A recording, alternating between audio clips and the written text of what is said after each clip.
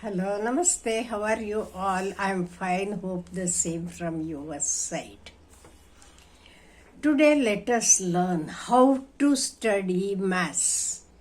Generally, we have seen that many children find maths subject as a difficult subject, tough subject.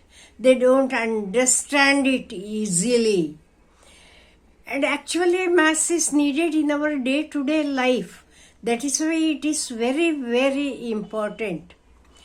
So, let me explain what plan we had done, what efforts we had taken to create interest in maths among the students.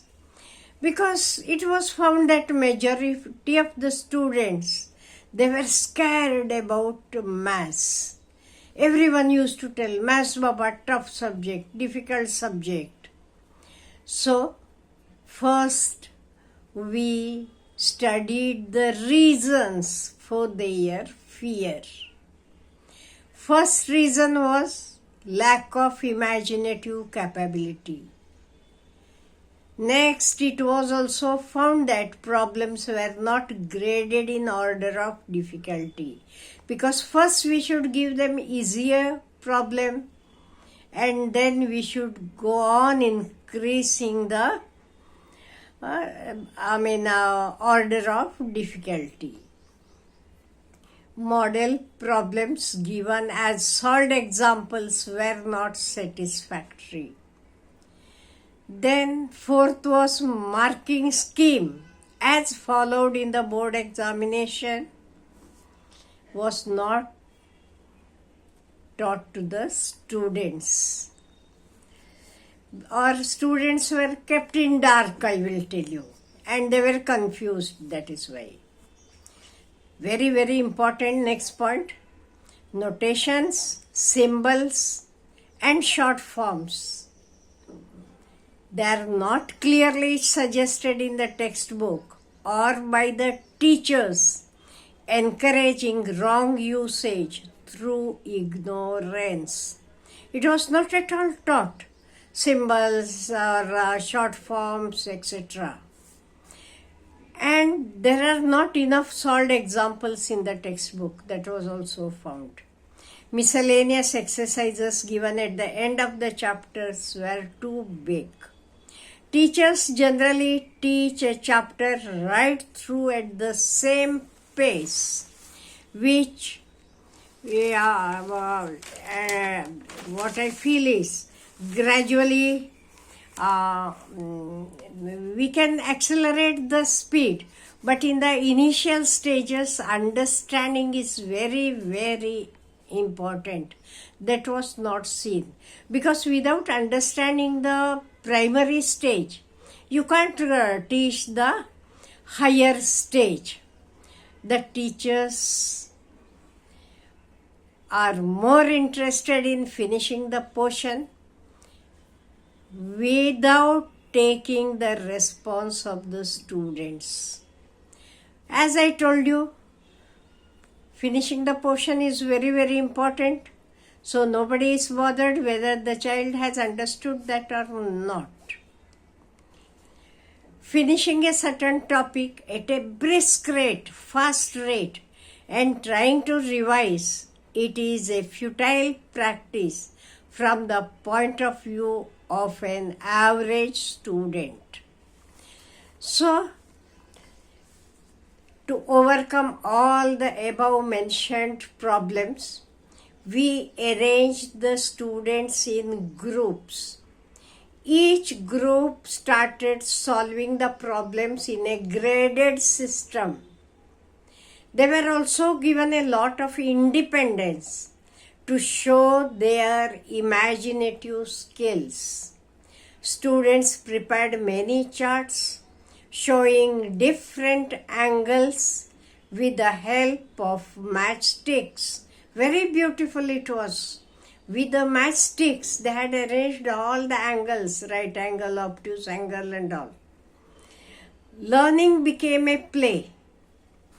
Some students composed poems on some word problems and the way to be answered. Just imagine whether any time we can think a student can prepare a poem or compose a poem on a word problem. It was done.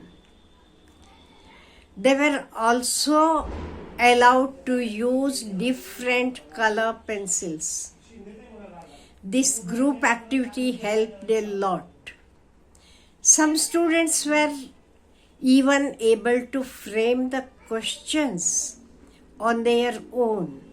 The students were also taught to read the sum properly so that they can overcome the reading error. Because many students, we have seen that they commit mistakes because of reading error. So even this was solved. So it was made very much interesting. What we have to make is first understand the student, love the student, let his imaginative ability or skill increase. Once he increases his imaginative skill, he is able to develop on his own. So he was given independence to follow his own way. It was not told that only this is only the method. Any correct method was allowed. So children used their own imaginative skills and it helped a lot. So maths children found later on that it is not at all difficult. It is easy, they said. Yes, we can think, we can understand. So very, very important is we have to increase their imaginative skills. Once the child is able to imagine, he is able to create a lot. And a lot of, I feel, independence or freedom should be given to the students, which we don't give in our schools. No, independence should be given, and group activities should be arranged or encouraged so the children find it interesting.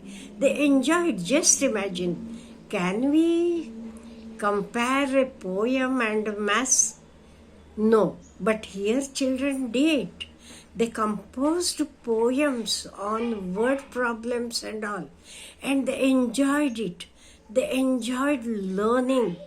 Their creative skill was given, their drawing skill was also enhanced.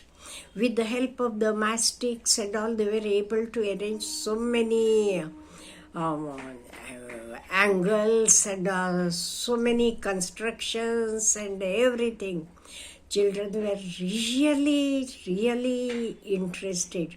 So I feel that we teachers and we elders, we are short of encouraging them and motivating them to study maths. If we encourage, if we support them, definitely they will find that maths is very interesting. Moreover, you are knowing in day-to-day activities, it is a must. Even in the house, the parent should ask the child, okay, find out what is the milk bill of this month. Or you should go them when you go to the market and all to buy things and all. Encourage. Ask them, okay, I am giving you this much money, you have to buy all these things. Send him. Let him understand it. So, with their own experience, they will learn a lot. So, we have to encourage our children to study with an imaginative way, with an interesting way.